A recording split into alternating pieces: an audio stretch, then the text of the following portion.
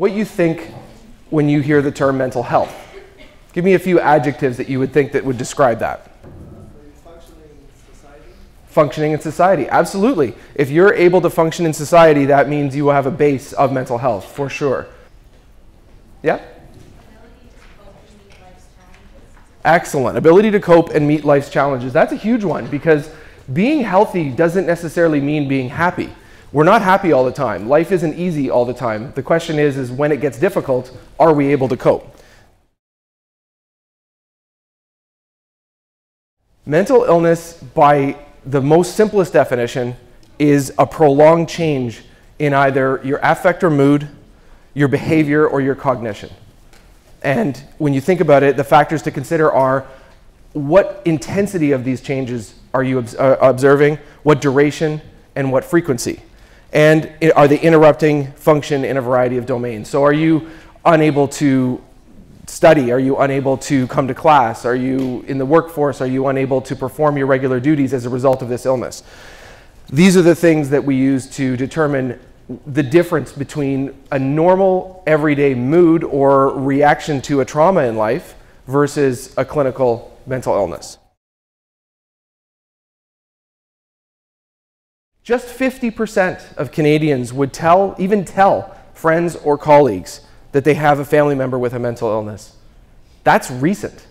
That's a statistic that is relatively current and accurate. And how depressing is that? And I use that word intentionally. Think about it. What other illness can you say that about? Can you say that about cancer? Somebody gets breast cancer that you know, would they be afraid to tell anybody? On any given week, at least 500,000 employees are unable to work due to mental illness. It's drastically affecting our workforce, and 21% on that point of the working age population live with a mental illness. 21%.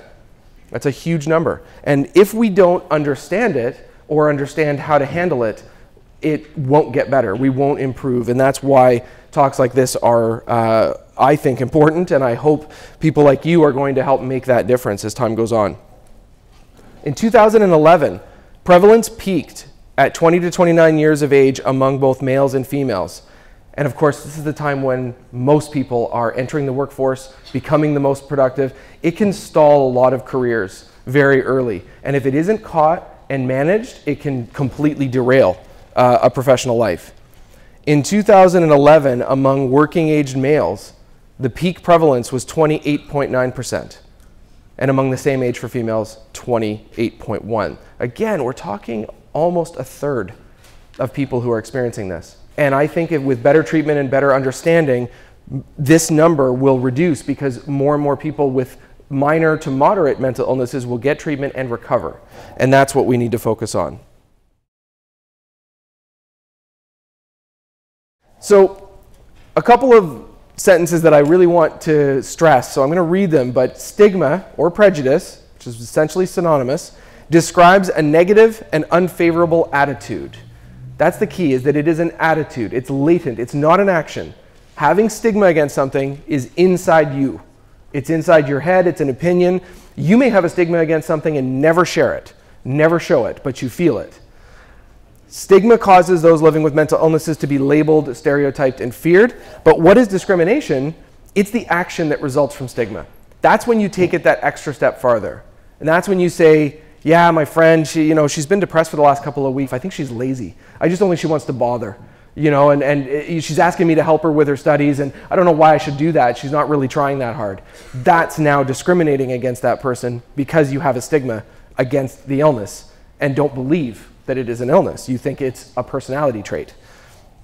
So discrimination denies social participation or human rights to categories of people based on prejudice. This is a very important question. Why do we experience stigma, fear, and judgment with mental illnesses, but not with other illnesses like cancer, epilepsy, or diabetes? Have you ever considered telling somebody who was giving themselves a shot of insulin because they have diabetes, you know they have diabetes, and saying to them, have you ever thought of trying harder so that you didn't need that insulin? Have you ever thought of just applying yourself in a more, focused way? Like you don't need the insulin, do you? Really? I mean, would you ever do that? And if you did, what would the person beside you say? They would turn to you and be like, what are you talking about? Because every one of us understands that the person taking the insulin is taking it because there is a failure in the biochemistry of their body that needs treatment. And if they don't take the treatment, they will be ill. And if they take it, they will be fine. But people do this all the time when it comes to mental illnesses. The simple truth about stigma, in my opinion, is that if you examine all the illnesses on the planet and then add up the ones that have stigma and the ones that don't, none of the ones that have stigma against them deserve it. None of the ones that have stigma against them should have stigma against them. Stigma is nothing more or less than the result of fear and misunderstanding, or judgment, because we are not able to conceive of how that person got to that place. But often judgment comes from fear. If a person looks at another person and thinks, oh my God, they have something and I don't want that something, that fear can result in a need to disassociate, and that disassociation can result in stigma and in discrimination. Stigma is seen as one of the key barriers preventing people from seeking help. Well, that's an obvious side effect. If I'm afraid of what you all think about me having bipolar, and I'm in this group, I'm one of the students in this group, then maybe I'm not going to say it. But if I'm not afraid of what you think, I'm going to be much more likely to admit it, to talk about it with friends, and to seek help. The topics raised here are that the drugs are a punishment for the illness. That is an attitude that I had, certainly at the beginning, and that is based on the stigma and the fear and the negative approach of the illness, rather than viewing it as an illness that I am unfortunate to have, but thankfully there's a treatment that might help it. So that's one side of it, which is the attitude you bring to it. As somebody who has bipolar, I watch movies, I watch television, and I see it referenced frequently. I mean, it's quite a common thing, way more common than it actually is in society. But what bothers me is, and it's understandable, if you're filming a show about a person with bipolar, there's two sides of the illness you can show. There's the depression when they're doing nothing, and then there's the mania when they're doing all kinds of things, which is more interesting to watch. So you're going to do that more. So when you look at Homeland and you ask yourself, what's bipolar? Today, most people who watch that show and don't know much about the illness would assume, oh, it's that illness where you act all crazy, and that's it. They won't really associate it with both sides. So that's why I bring that up there, is that media influences our understanding and our opinions drastically, and it is rarely correct, or if it is correct, it is rarely the whole story. While you are clinically depressed, you will experience depressed mood, obviously. Some people experience irritation or emptiness. For me, when I experienced depression, it was never irritation, it was always the emptiness. It was more the passive kind. A loss of pleasure in normal activities. That certainly applied to me. Change in sleep patterns, usually more is needed, but some people, when they're depressed, they can't sleep. It depends on the individual. For me, it was more sleep. I slept a lot. Change in appetite, weight gain or loss. That's very common. Restlessness or lethargy. Again, they're opposites, but everybody experiences this differently. Low self-esteem, feelings of guilt or worthlessness. Recurring thoughts about death, that is a common issue with clinical depression. For me, fortunately, that was not one that I dealt with. And isolation from family and friends, and that is inevitable for anybody who experiences clinical depression, simply because you aren't able to interact in a normal way, so you get shut off from people around you.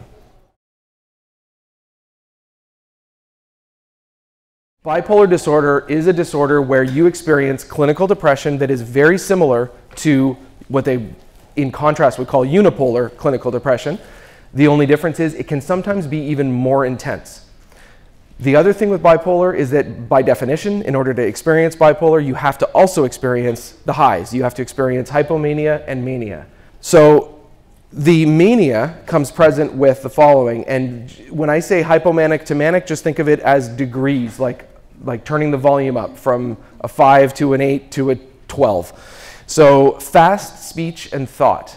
If I was hypomanic right now, you might not know the difference. The thing is that I would be speaking faster than I am right now, but it wouldn't be so fast that you would think something was wrong. because there's lots of people who are fast talkers. I'm one of them, actually. This is me trying not to speak fast. So the thing with that is, if you have hypomania, you can socially interact. I lived for months hypomanic without anyone really knowing anything was drastically wrong. They just thought I was an energetic, kind of hyper guy. It can happen. Risk-taking and impulsive behavior happens to degrees when you're hypomanic and can explode when you're manic. There are people for whom mania has destroyed their lives. They have spent all their money on things they didn't want or need. They have cheated on their spouses. They have been exposed or put themselves into situations where they got into fights or were violently, like literally picking a fight with somebody that they couldn't handle in a bar that they shouldn't have been in. You can end up in some horrible situations because your ability to be logical, to make decisions, can go out the window in a manic episode. Unrealistic beliefs about abilities. There is such a thing as a God complex for a manic person. There is a thing of they start to feel a grandiose sense of their impact on the world, of what they can do, of their ideas. Every idea that a manic person has is brilliant. It is the most revolutionary thing, and it needs to be written down. Reduced need for sleep. That's a drastic one. By reduced, I mean it can be reduced to nil for days, which is destructive, because if any one of you, who I'm going to make the grand assumption that none of you are manic right now, or else you wouldn't be sitting here, if you stopped sleeping right now for 5 days and then went to a doctor and were checked out, there would be a lot wrong with you, because none of us can function well with 5 days of zero sleep. Now imagine being manic and then having 5 days of zero sleep, or 6 or 7. It exacerbates the problem dramatically. There is just the simplest concept. If there's one thing you walk out of here with, it's this. No one should be discriminated against because they are sick. Period. There's no illness on the face of the planet that anyone should experience that they should then have to deal with the discrimination. It's ridiculous. When you really think about it, it's a very bizarre behavior that we do. And I think that if you see it that way, it becomes harder and harder to actually do it, or to let somebody else do it in your presence.